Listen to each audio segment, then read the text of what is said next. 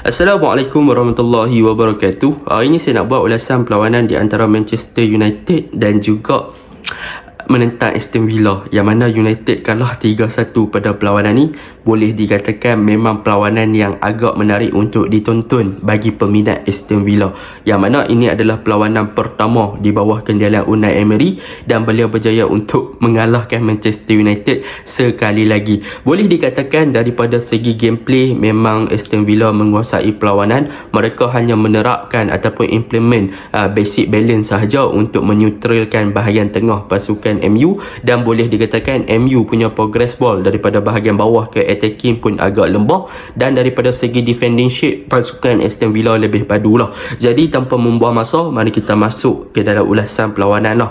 Untuk ulasan perlawanan kali ni, apa yang boleh saya katakan, apa yang menarik tentang MU? Yang pertama, ada juga benda yang menarik tentang MU lah. Yang menarik tentang MU yang pertama adalah mengenai Lisandro Martinez, yang mana boleh saya katakan pada perlawanan ni Lisandro Martinez seakan-akan beliau sahaja seorang seorang centre back, yang mana boleh dikatakan banyak corak-corak bertahan ataupun dalam mengekang asakan-asakan yang dicipta oleh pasukan Aston Villa melalui Buendia, Watkins, Ramsey, lepas tu siapa lagi, macam-macam lah kan, Bailly dan sebagainya.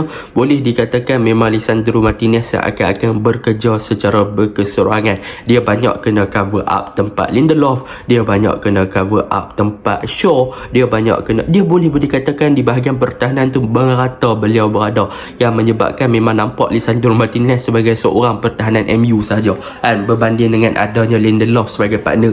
Tetapi benda tu memang saya boleh pujilah untuk Martinez untuk game ni. Itu yang pertama lah. Yang kedua, kalau kita lihat kepada gameplay MU pada perlawanan ni, mereka kehilangan Sancho, mereka kehilangan Anthony dan mereka kehilangan Bruno Fernandes yang dikenakan kena suspend. So benda tu memang agak memberi impak kepada pasukan Manchester United yang tidak memiliki squad depth yang lebih besar dan juga yang berkualiti. So mereka terpaksa menggunakan player-player yang sedia ada je lah. So apabila kita boleh tengok Garnacho diturunkan dalam first 11 untuk game ni selepas beberapa game yang menarik di UEL, tetapi kena ingat UEL dan juga EPL adalah benda yang berbeza. Jadi semalam kita boleh tengok apabila Garnacho diturunkan dalam EPL, ada beberapa impak yang positif dilakukan oleh beliau dan beliau ada satu shot on target. So benda tu memang positif. Tetapi daripada segi gameplay, daripada segi decision making, daripada segi kematangan, boleh dikatakan memang Garnacho perlukan masa lagi dan perlukan lebih banyak minat permainan untuk membuktikan yang diri beliau lebih layak untuk bermain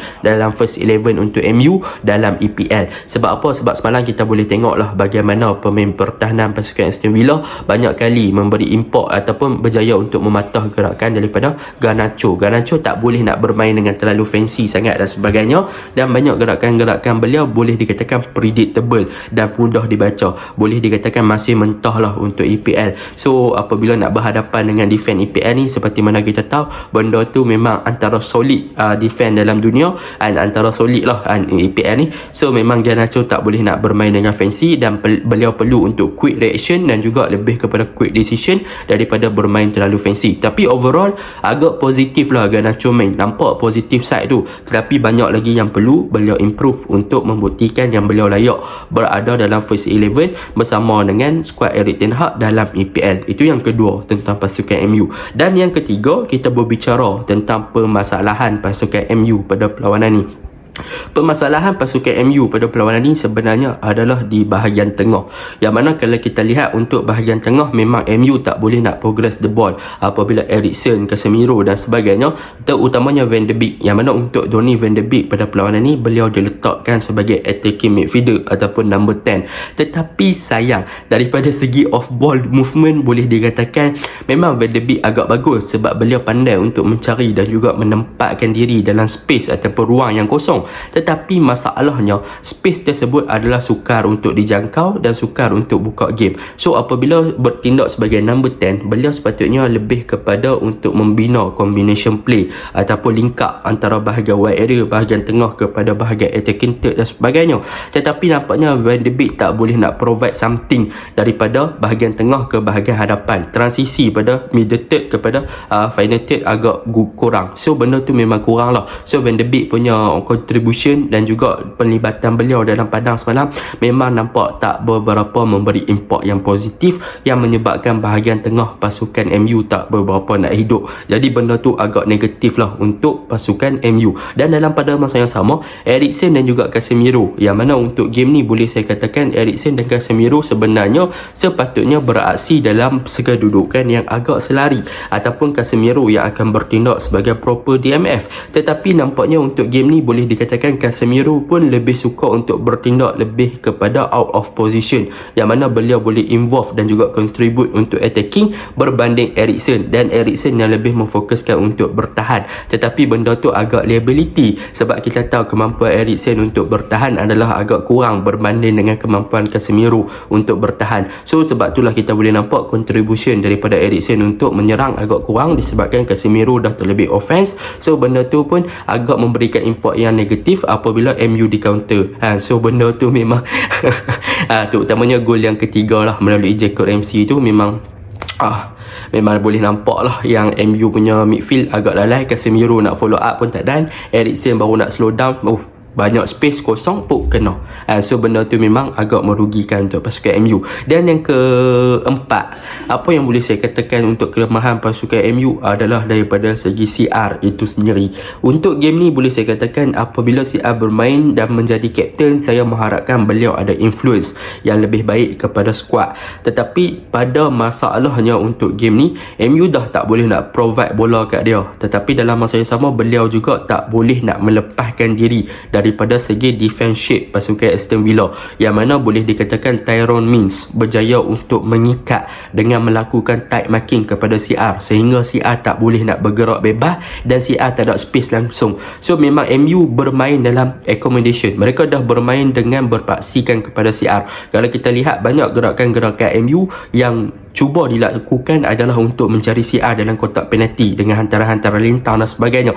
Tetapi sayang, memang boleh dikatakan defense department pasukan Aston Villa memang dah sangat bagus. CR dikawal dengan rapi, memang CR pun tak boleh nak link up dan tak boleh nak lepaskan diri. So benda tu agak negatif lah. Dan ada berlakunya beberapa perubahan yang dilakukan oleh Erik ten Hag, yang mana Erik ten Hag memasukkan Martial. Benda tu bagus, memasukkan Martial dan juga Elanga.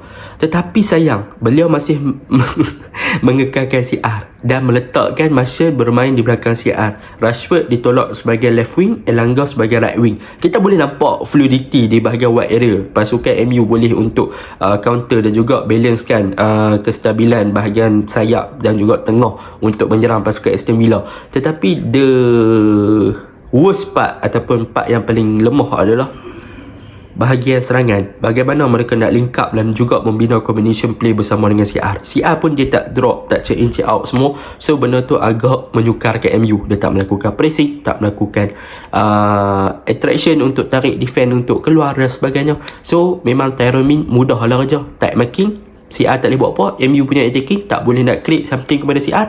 So at the end of the day, orang akan kata midfield MU yang teruk, winger MU yang teruk. Macam mana CR nak bergol kalau tak ada orang supply?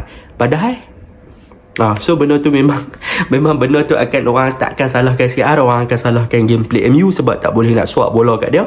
Padahal kalau tengok game semalam, CR nak terima bola pun susah sebab kena tight marking oleh Tyrone Mings.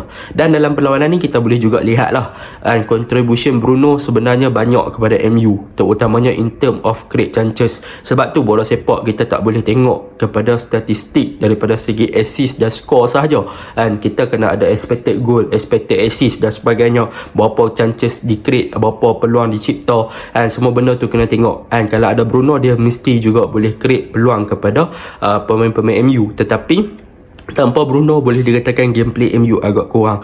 So Ten Hag kena lakukan sesuatu lah untuk January transfer window. Jadi itu untuk MU lah. Untuk Aston Villa, apa yang bagus tentang Aston Villa ni, apa yang saya suka adalah Buenda, Leon Bailey, lepas tu Watkins, lepas tu Ramsey dan juga Luis dan juga De Donker, yang mana boleh saya katakan De Donker dan juga Luis bertindak dengan sangat cemerlang sebagai double pivot. Mereka berjaya untuk centralkan bahagian tengah dengan sangat baik. Mereka bermain dalam formation 4-4-1-1. Benda tu memang sangat-sangat positif untuk pasukan Aston Villa ketika bertahan. So mereka berjaya untuk menyutraikan bahagian tengah MU dan sentiasa overload bahagian tengah untuk memastikan MU sentiasa berhadapan dengan 5 versus 4 ataupun 6 versus 5 ataupun 6 versus 4 di bahagian tengah, menyebabkan MU tak boleh nak progress bola ke bahagian hadapan. So De Donker dengan Luis berjaya bermain dalam sistem dan berpivot dengan sangat bagus. So Unai Emery berjaya menerapkan basic balance untuk menyutraikan pasukan lawan dengan sangat cemerlang. Itu yang pertama. Yang kedua, Oli Watkins, yang mana boleh saya kata Watkins berjaya bertindak dengan sangat cemerlang. Boleh dikatakan work rate macam tu lah baru striker kan, memang macam tu baru striker kan. Apabila dia kena marking, dia cari, dia keluar daripada zonal marking dia, lepas tu dia cari space, dia buka ruang, dia create space, dia mencari ruang lagi, cari bola, turun bawah, drop deep, open game, macam tu baru betul Watkins bertindak dengan sangat cemerlang. Leon Bailey sebagai attacking third ataupun attacking midfield, superb, memang deserve lah. Beliau di bawah Unai Emery memang menjadi positioning beliau punya turning dan sebagainya, body language, passing accurate, memang padu lah, memang kreatif Leon Bailey sebagai attacking third, attacking midfield. Untuk Buenda dan juga Ramsey kiri dengan kanan, mereka dua memang memberi kesukaran, suka masuk ke tengah, open space, pandai cari space, pandai cari ruang, exploit bahagian kelemahan MU. So MU pun tak boleh nak buat apa. So Aston Villa deserve untuk menang. Dan untuk defend department Aston Villa dan juga Martinez save beberapa peluang. So Martinez is a good goalkeeper, memang great. Untuk Tyrone Mings, saya tabik respect sebab berjaya kawal CR, dan defend department yang lain berjaya untuk memastikan MU tak boleh nak penetrate. Dan secara konklusinya memang Aston Villa deserve untuk menang lah. Dan jadi itu je lah ulasan. Assalamualaikum.